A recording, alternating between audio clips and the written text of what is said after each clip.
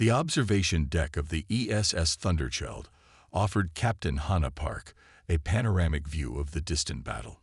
Even from this far away, the exchange of weapons fire between Vexeri and Drolthian fleets lit up the darkness of space like silent lightning. The colors flashed across her face, greens, purples, and whites that had no place in the empty void. 800,000 years, murmured Commander Jun Kim, standing at her shoulder. Hard to imagine a war lasting that long. Hard to imagine anything lasting that long, Hannah replied, her eyes never leaving the distant flashes. The Vexeri-Drolthian conflict had begun before humans had even evolved on Earth. Both species were ancient, technologically advanced, and utterly committed to the other's destruction. Countless civilizations had risen and fallen during their war. Entire star systems had been rendered uninhabitable, and humanity had only achieved faster-than-light travel 50 years ago. Hannah ran her hand along the smooth railing. The Thunderchild was Earth's newest ship, equipped with technology that even she didn't fully understand. That was why they were here, watching from a safe distance, learning, gathering intelligence on the two most powerful forces in the known galaxy. "It's like watching gods fight," said June, his voice hushed with a mix of fear and awe. Hannah nodded. The scale was hard to grasp. Each tiny flash they saw represented energy that could vaporize a planet. The battle they were witnessing spanned half a solar system. "Captain, incoming transmission from command," announced Lieutenant Tali from his station. "Priority Alpha." Hannah straightened her uniform.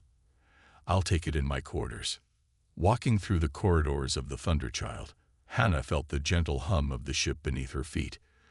200 crew members, the best Earth had to offer, and a ship built with technology reverse-engineered from both Vexeri and Drolthian debris found floating in neutral space. Humanity was clever, but they were children playing with toys they didn't understand. In her quarters, Hannah activated the secure channel. Admiral Gill's face appeared on screen, his expression grim. "Captain Park, I'm afraid I have troubling news." Hannah felt a chill. "Sir, Research Outpost Sigma-9 went dark 3 hours ago. Before losing contact, they sent a distress signal. We caught glimpses of weapons fire." Her blood ran cold. Sigma-9 was a scientific station with a crew of 23. No military personnel, just researchers studying a rare stellar phenomenon near the edge of the conflict zone. "The outpost was well outside the active battle areas," Jill continued. "This appears to be a deliberate attack." "By which side?" Hannah asked. "Unknown. That's what you're going to find out." The words took a moment to register. "Sir, you want the Thunderchild to investigate. Those are your orders, Captain. Locate the outpost, determine what happened, and if possible, rescue any survivors." Hannah struggled to keep her expression neutral. "Admiral, with respect, sending us into that region is extremely risky. The Thunderchild is advanced, but we're no match for either the Vexari or Drolthian military. You won't be engaging them, Captain. This is reconnaissance only.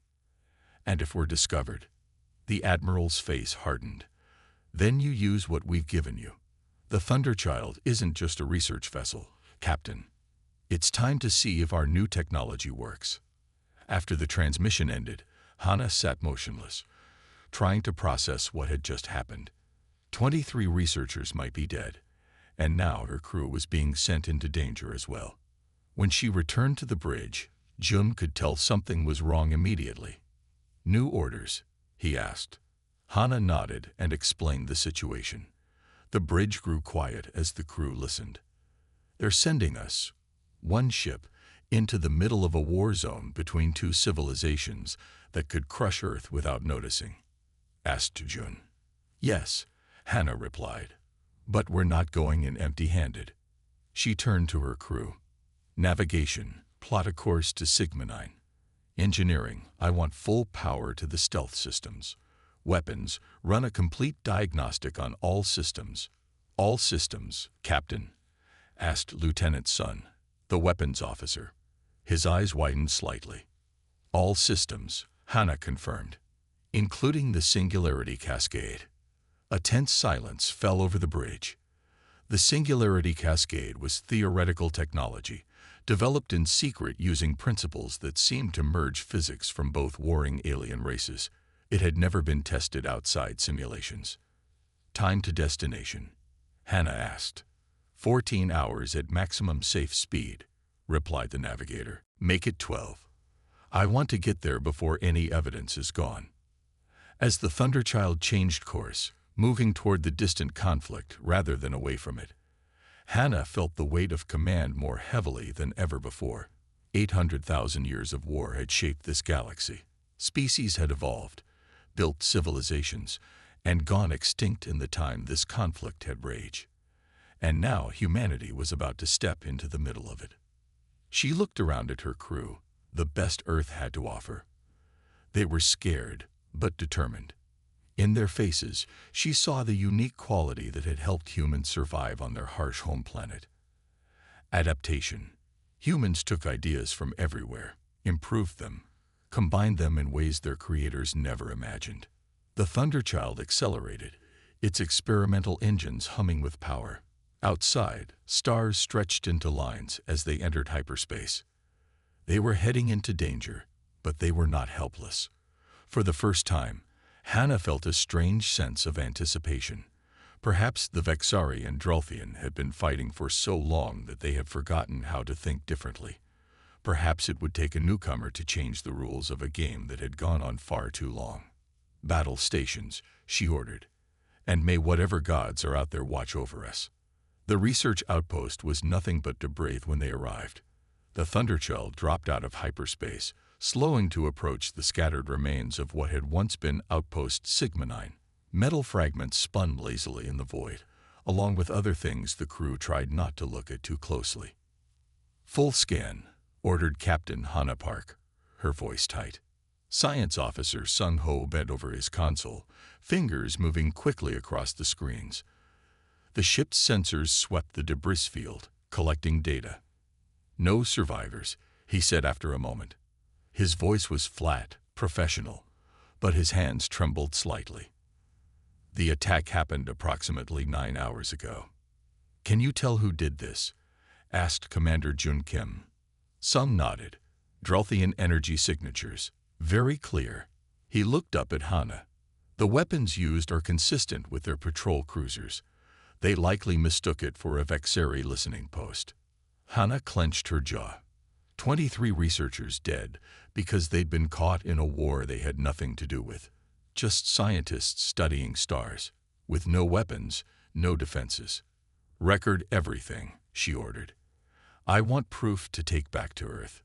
The bridge was silent as the Thunderchild moved through the debris field. Lieutenant Tali at navigation kept the ship at a respectful distance from what had once been people. Captain, said Sung suddenly, I'm picking up something else. Hannah turned. What is it? A ship. No, 2. 4 ships. 3 pursuing one. Sung looked up, his eyes wide. The lead ship is Vexari. The others are Drolthian. The Thunderchild sensors suddenly blared warnings. The tactical display showed the chase unfolding less than 50,000 kilometers away. A Vexari transport ship, engines damaged and leaking radiation, limped through space, pursued by 3 Drolthian warships shaped like arrowheads. Civilian transport, confirmed Sung, reading the scanner data. Life signs indicate approximately 2,000 refugees aboard. Refugees? Asked Jejun. Are you sure? Yes. Many children. No weapons systems active. Hannah watched the tactical display. The Drolthians would catch the transport within minutes. Even with damaged engines, the Vexari ship was trying to reach the safety of a nearby asteroid field, but it was clear they wouldn't make it.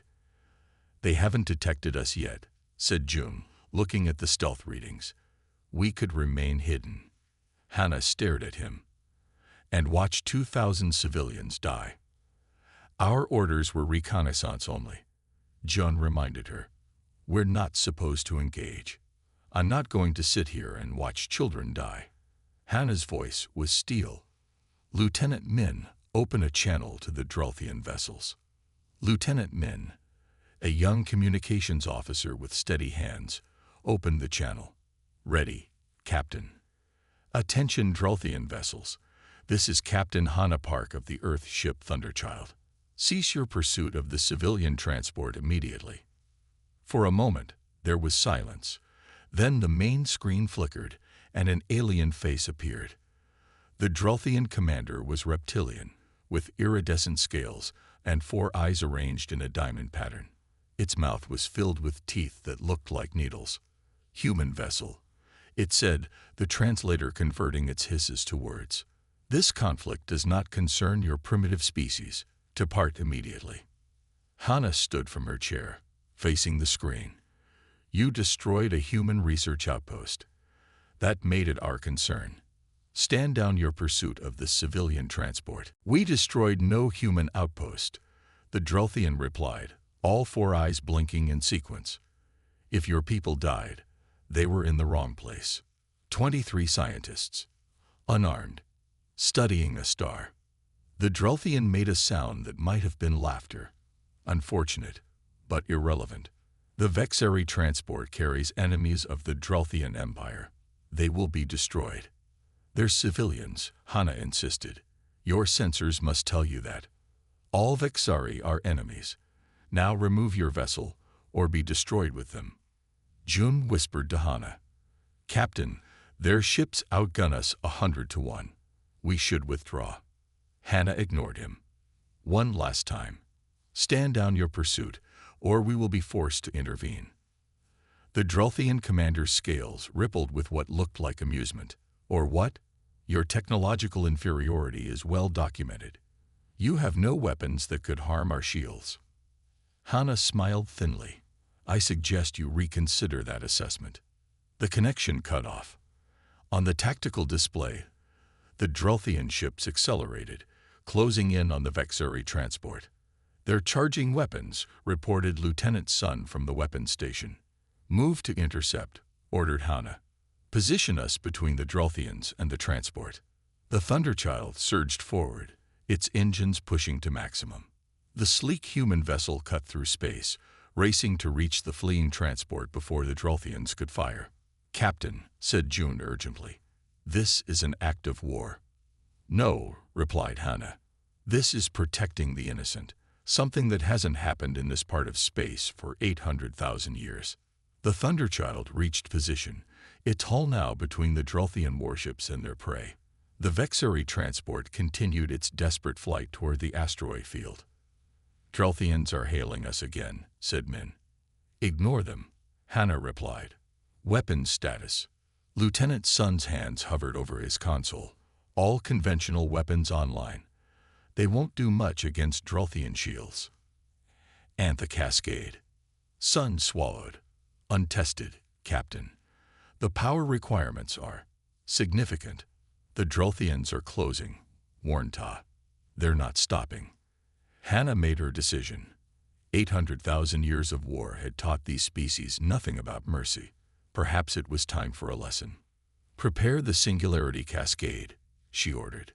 Target the lead Drolthian vessel. The bridge fell silent.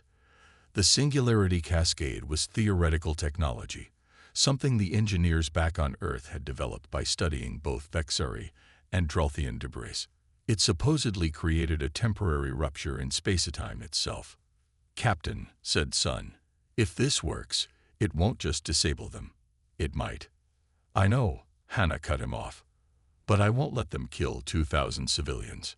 On the tactical display, the 3 Drolthian ships spread out, preparing to fire around the Thunderchild. They're targeting the transport's engines, reported Sun. Hana took a deep breath. This is their choice, not ours. Activate the cascade. Lieutenant Sun pressed his palm against the scanner. Cascade powering up. 20 seconds to ready. The lights on the Thunderchild dimmed as power was diverted to the experimental weapon. The deck hummed beneath their feet. Drolthians are firing, shouted Ta. Cascade ready, said Sun. Hana looked at the tactical display one last time. The Vexeri transport, filled with refugees and children. The Drolthian warships, committed to their destruction. 800,000 years of hatred. Fire, she said.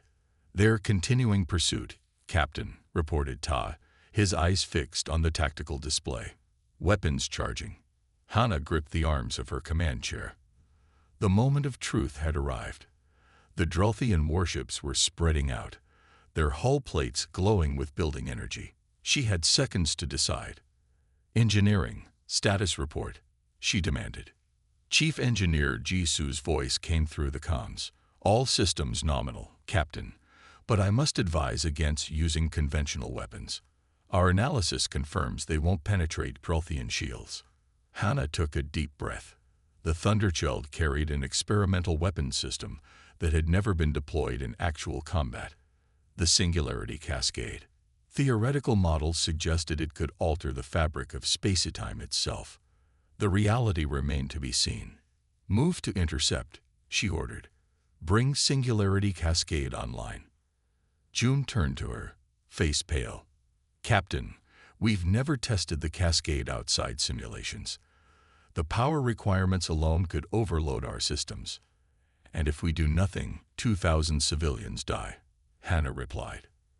I've made my decision, Commander. Warnings flashed across every console as energy surged through the ship's systems.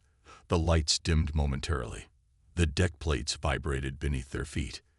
Diverting power from all non-essential systems, reported Jisu from engineering.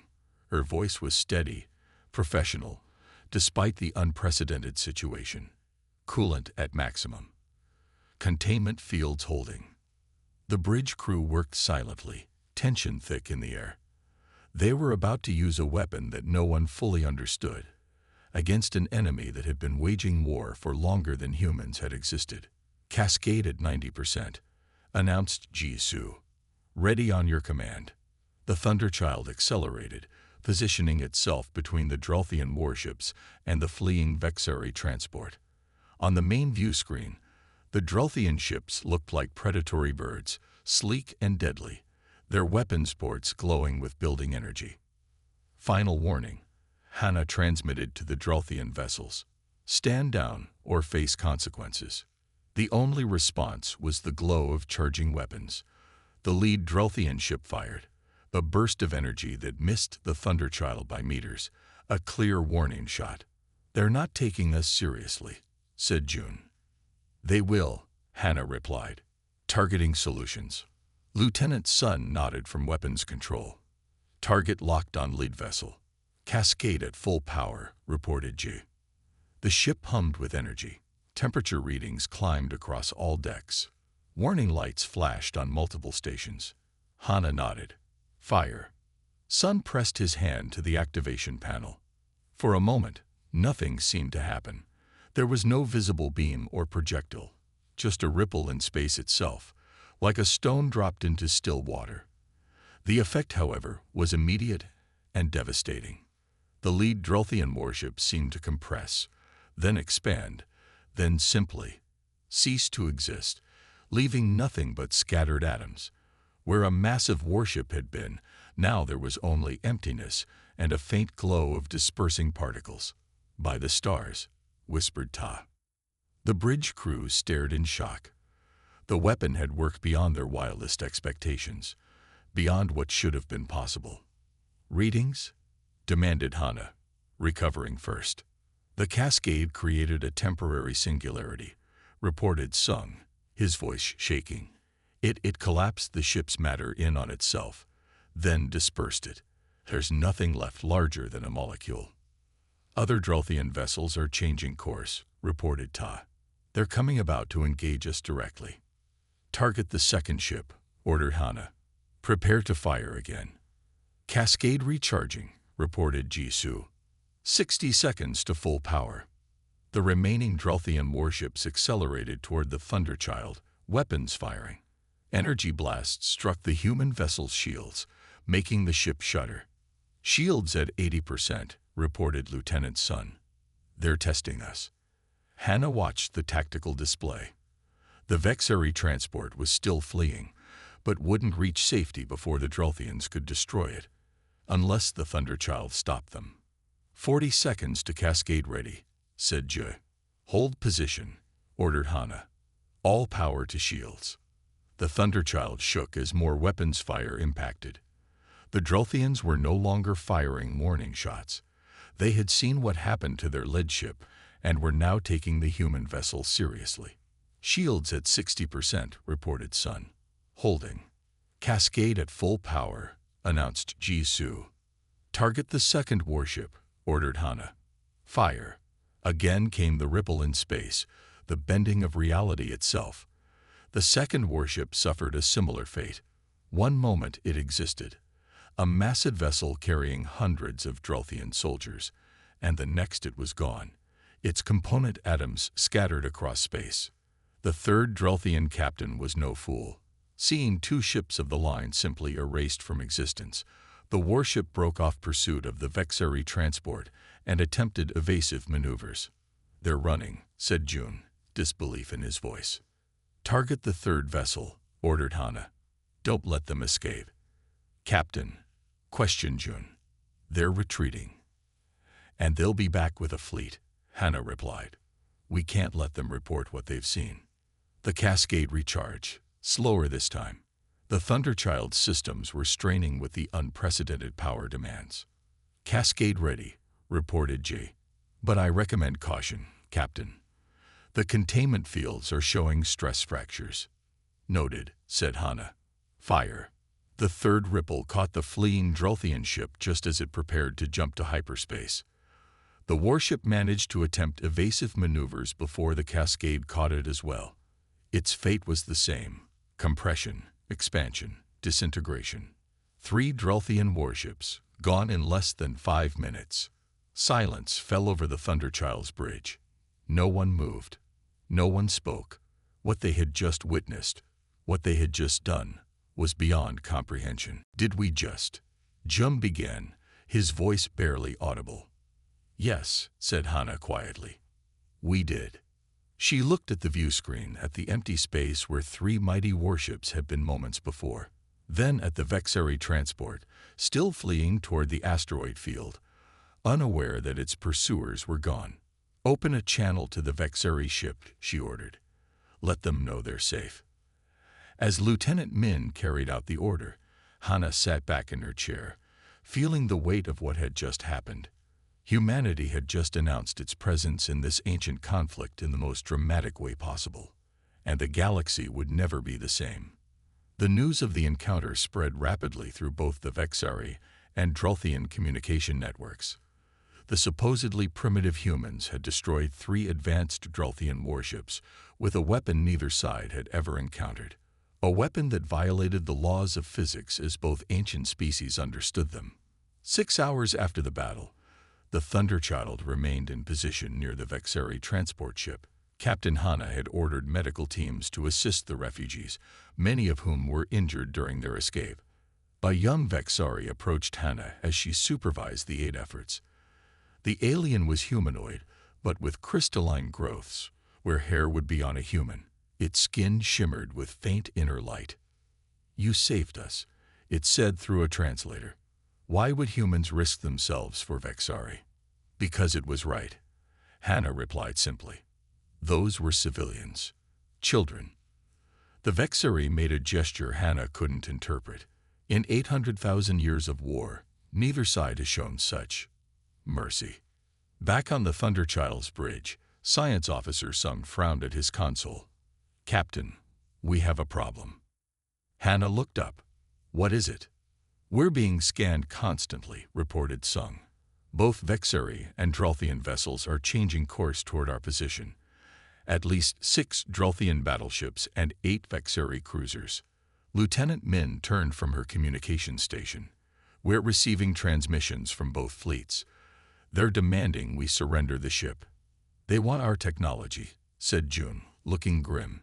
This changes everything for them. Hana nodded. And they'll destroy us to get it once they realize we're not giving it up. She studied the tactical display. 14 advanced alien warships converging on their position, each one vastly more powerful than the Thunderchild, except for one critical difference. How many more cascade firings can we manage? She asked. Chief Engineer Jisu's voice came through the comms. 3, maybe 4 at most, Captain. The containment fields are degrading with each use. After that, there's a high risk of catastrophic system failure. Not enough to fight their way out. Not against 14 ships. And more would come. We need to get the refugees to safety, Hannah decided. Then we need to move. For the next few hours, the Thunderchild used its superior maneuverability to avoid engagement. They escorted the Vexari transport to a neutral mining colony, where the refugees could find shelter. Then they ran, using short, unpredictable hyperspace jumps to evade their pursuers. In her quarters, Hannah studied star charts and battle reports, looking for patterns in a war that had lasted nearly 1,000,000 years. What she found surprised her. She called her senior officers to a meeting. "Look at this," she said, pointing to the display. "Both sides have been locked in a stalemate for over 50,000 years. Neither can gain an advantage, but neither will surrender. It's about hatred now," said June, "not strategy." "Exactly, and that gives us an opportunity." Hannah zoomed in on a particular star system. The Vexari call it the Lightwell. The Drelthians call it the Throne of Scales. It's sacred to both species. "And right now," added Sung, checking the latest intelligence, "it's where the main fleets of both empires are gathered. Over 1,000 ships on each side." June stared at Hannah. "You can't be serious." "I'm very serious," she replied. "We've been running because we can't fight. But we can change the game entirely." Ta looked nervous. "Captain, what are you suggesting?" "We go to where both fleets are gathered. We show them what the Cascade can do on a larger scale, and we force them to listen." The officers exchanged uneasy glances. "That's not our mission," Jun reminded her. "Our mission was to investigate what happened to the research outpost," Hannah replied. "We did that. Now we have a chance to do something more. To end a war that has destroyed countless civilizations." After hours of discussion, the plan was set. The Thunderchild made a series of random jumps to throw off pursuers, then a final, calculated jump directly to the heart of the conflict zone, to the sacred star system where the main fleets of both empires were gathered. They emerged from hyperspace between the two massive fleets. Thousands of warships filled the view screen, stretching out in all directions. The tactical display struggled to track them all. "We're being targeted by multiple weapon systems," reported Sun. "Both fleets. Shields to maximum," ordered Hannah. "Open channels to both fleet commanders. All frequencies, all languages." Lieutenant Min worked at her console. "Channels open, Captain. And prepare the Cascade for multiple sequential firings," Hannah added. "Target coordinates already programmed." The alien commanders appeared on split screens. The Vexari was a being of crystalline structures and pulsing light, beautiful but alien. The Drelthian was a high-ranking noble with elaborate scale patterns that indicated ancient lineage. "What is the meaning of this intrusion?" demanded the Vexari, its voice translated into a melodic but cold tone. "Human vessel," hissed the Drelthian. "You have committed acts of war against the Drelthian Empire. Surrender immediately." Hannah stood before the screen, her back straight, her voice steady. "I am Captain Hannah Park of Earth," she began. "You've both seen what one human ship can do. Now you will listen." "We do not negotiate with primitives," said the Drelthian. "This is not a negotiation," replied Hannah. "This is a demonstration." She nodded to Lieutenant Sun. The weapons officer pressed a sequence on his console. Outside the ship, space rippled, not aimed at any vessels, but at empty regions between the fleets. 3 cascade pulses, precisely calculated. 3 temporary singularities, expanding and collapsing in carefully controlled sequences. The effect was spectacular. Light bent around the distortions. Energy readings spiked across all sensors. The very fabric of space-time twisted visibly. When it was over, both alien commanders were silent, staring at their own sensor readings. "That was 1/10 power," Hannah lied smoothly. "The next demonstration will be at full power, targeted at the command ships of both fleets. "You would not dare," said the Vexari. "You would be destroyed immediately."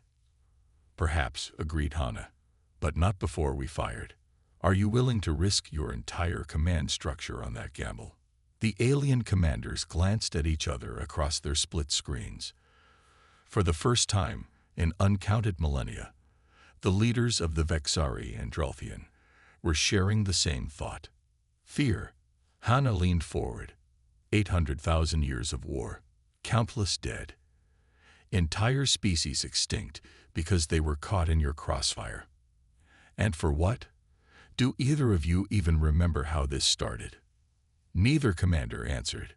"I thought not," said Hana. "So here is what happens next." "Preposterous," hissed the Drolthian commander.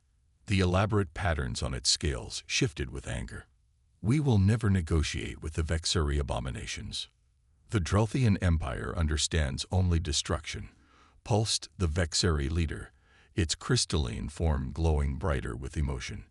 "Negotiation is impossible." Captain Hana Park stood calmly on the bridge of the Thunderchild. She had expected this response. 800,000 years of hatred would not end with a single conversation. "You misunderstand," she said, her voice level. "I'm not suggesting negotiation. I'm demanding it. You have 10 minutes to agree, or I demonstrate why that would be unwise." The alien commanders stared at her through the view screen. Neither believed that one human ship could truly threaten their mighty fleets. "Your weapon is impressive," admitted the Drolthian, "but you cannot stand against thousands of our vessels."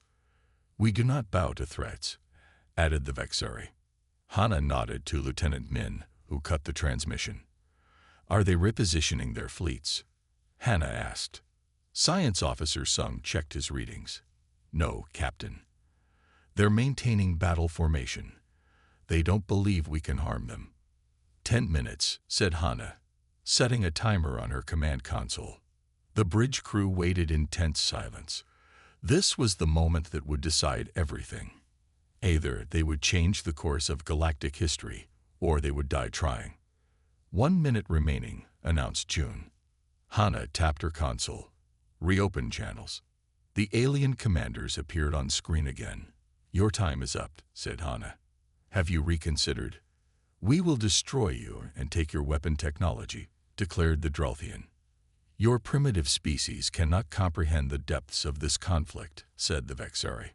Hana sighed. "Very well," she said quietly.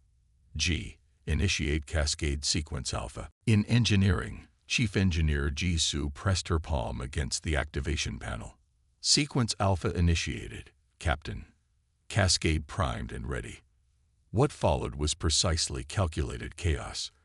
The Thunderchild moved with incredible speed, its engines pushing beyond safety limits.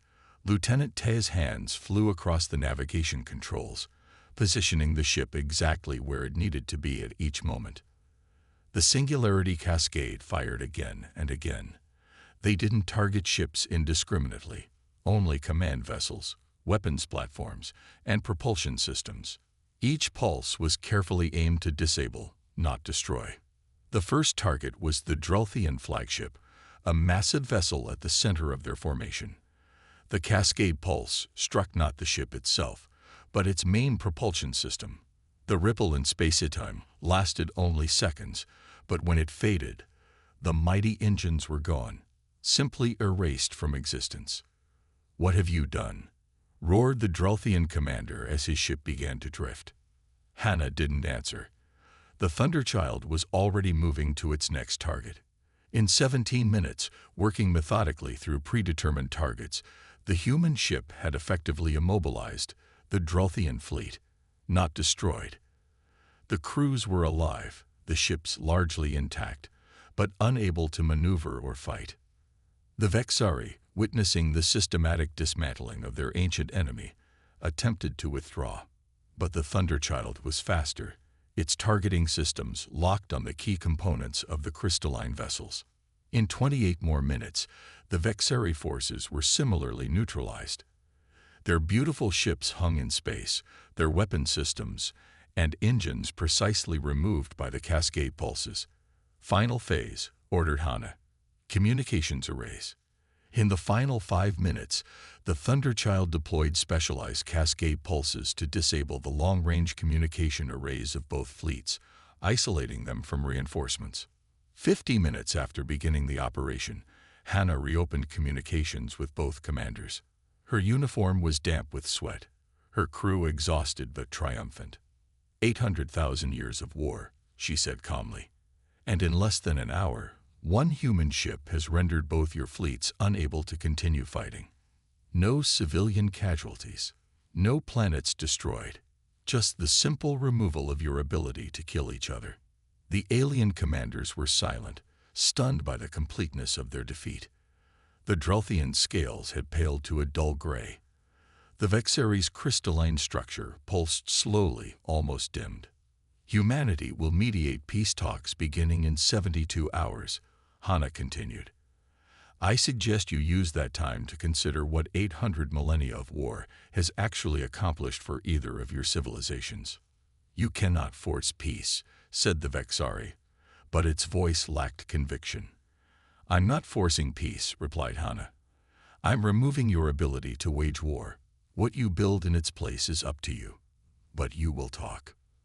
The Thunderchild remained in the star system for 3 days, its crew working in shifts to maintain the Cascade's readiness.